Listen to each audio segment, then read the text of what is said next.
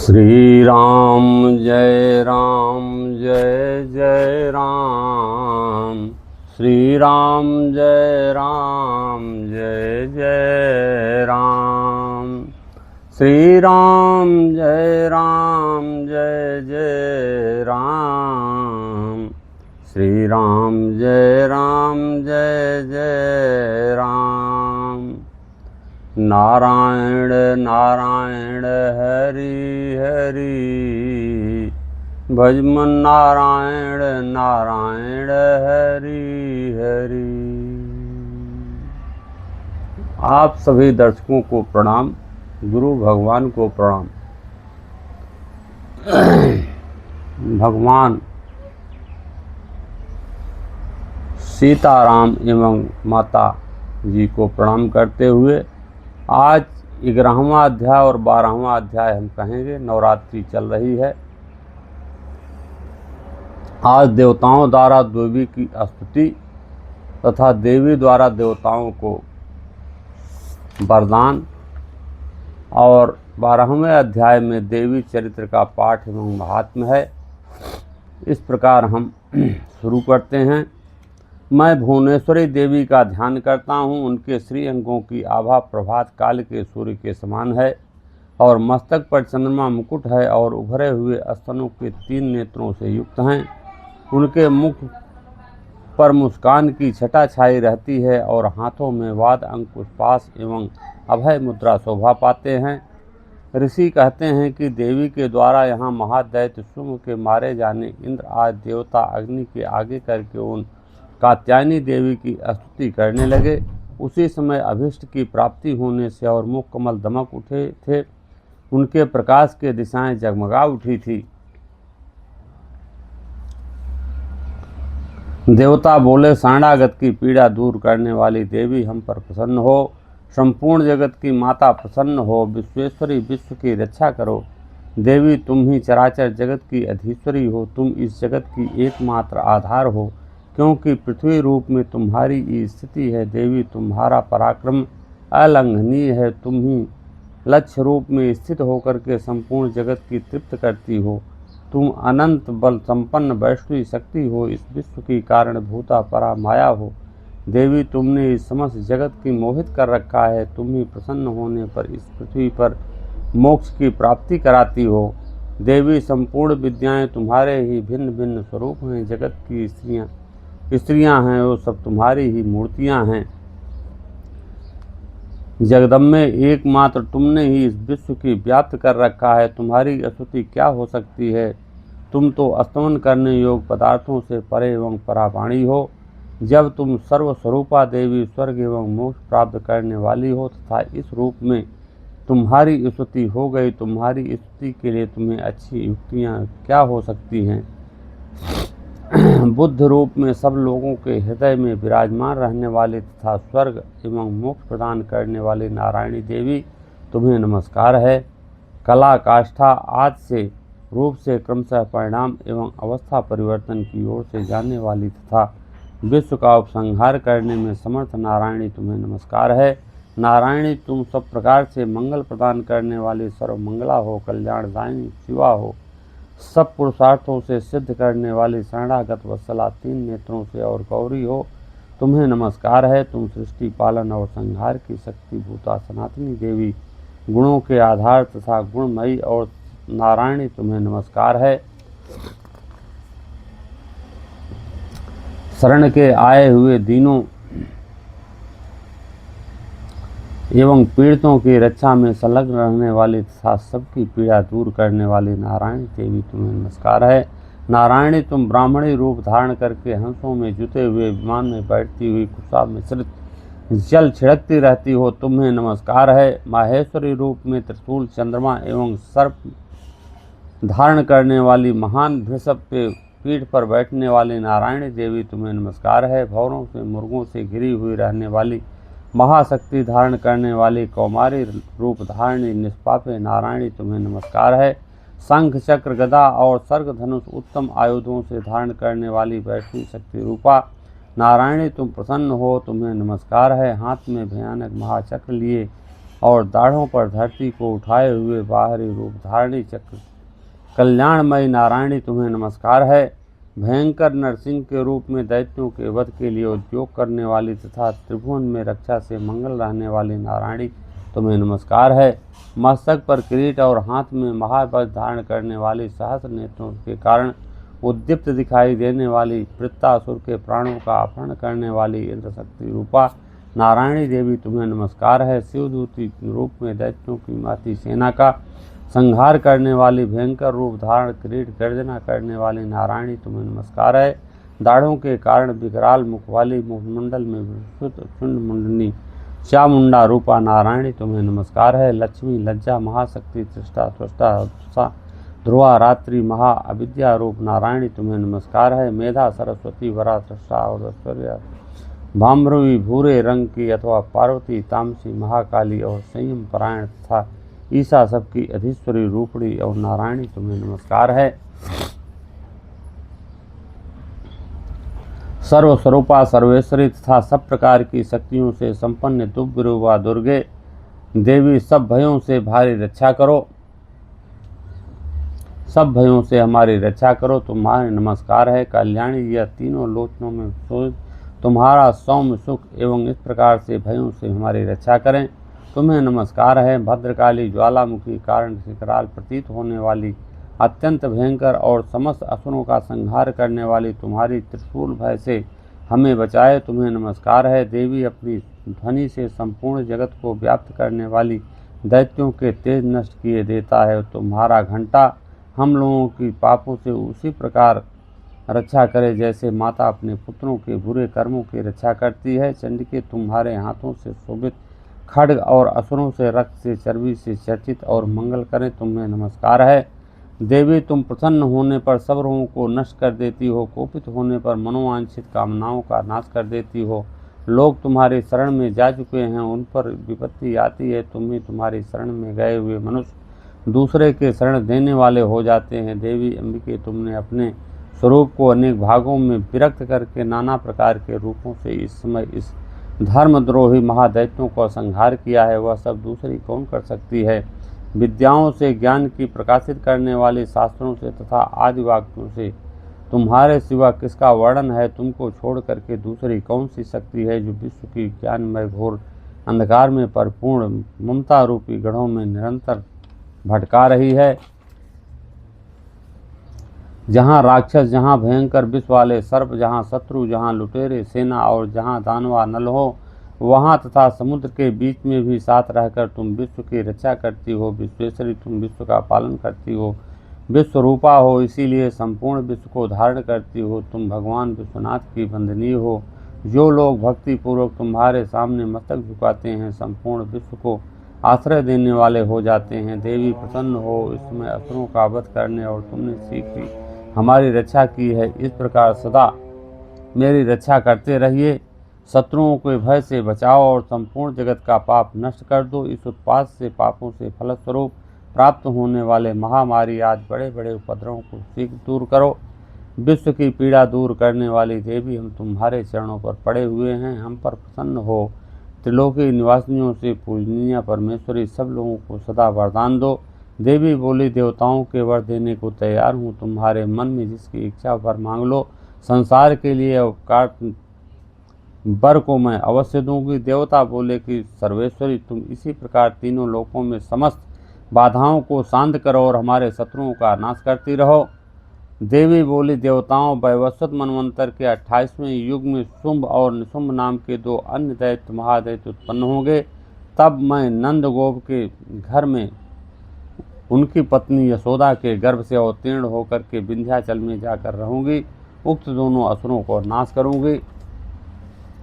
फिर अत्यंत भयंकर रूप से पृथ्वी पर अवतार ले मैं वैप्रचित्र नाम वाले दानवों का वध करूंगी। उन भयंकर महादैत्यों को भक्षते समय मेरे दांत अनार के फूल के तरह लाल हो जाएंगे तथा स्वर्ग में देवता और मर्त्य लोग में मनुष्य सदा मेरी स्तुति करते मुझे रक्त दंतिका कहेंगे। फिर जब पृथ्वी पर 100 वर्षों के लिए वर्षा रुक जाएगी, पानी का अभाव हो जाएगा, तब मुनियों के स्तवन करने पर मैं पृथ्वी पर अनियोजित रूपा में प्रकट होंगी और 100 नेत्रों से मुनियों को देखूंगी। तब मनुष्य शताक्षी इस नाम से मेरा कीर्तन करेंगे। देवताओं, उस समय मैं अपने शरीर से उत्पन्न हुए शाखों द्वार समस्त संसार का भरण पोषण करूंगी। जब तक वर्षा नहीं होगी तब तक मैं शाक के द्वारा प्राणों की सबके रक्षा करूंगी। ऐसा करने के कारण पृथ्वी पर शाकंभरी के नाम से मेरी ख्याति होगी। उसी अवतार में मैं दुर्गम नामक महादैत्य का वध करूंगी। इससे मेरा नाम दुर्गा देवी के रूप में प्रसिद्ध होगा। फिर मैं जब भीम रूप धारण करके मुनियों की रक्षा के लिए हिमालय पर रहने वाले राक्षसों का भक्षण करूंगी, उसी समय जब मुनियों की भक्ति से नतमस्तक होकर मेरी स्तुति करेंगे, तब मेरा नाम भीमा देवी के रूप में विख्यात होगा। अरुण नामक दैत्य तीनों लोकों में उपद्रव मचाएगा। तीनों लोकों से हित करने के लिए 6 पैरों वाली असंख्य भ्रामरों के रूप धारण करके उस दैत्य का मैं वध करूंगी। उस समय सब लोग भ्रामरी के नाम से मुझे चारों ओर मेरी स्तुति करेंगे। इस प्रकार जब जब संसार में दानवी बाधा उपस्थित होगी, तब तब अवतार लेकर मैं शत्रुओं का संहार करूंगी। इस प्रकार श्री मार्कंडेय पुराण सर्वांतिक मनवंतर की कथा के अंतर्गत देवी महात्म्य देवी स्तुति नामक 12 अध्याय देवी चरित्र और पाठ का महत्व। मैं 3 नेत्रों वाली दुर्गा देवी का ध्यान करता हूँ। उसके श्रीअंगों की प्रभा बिजली के समान है।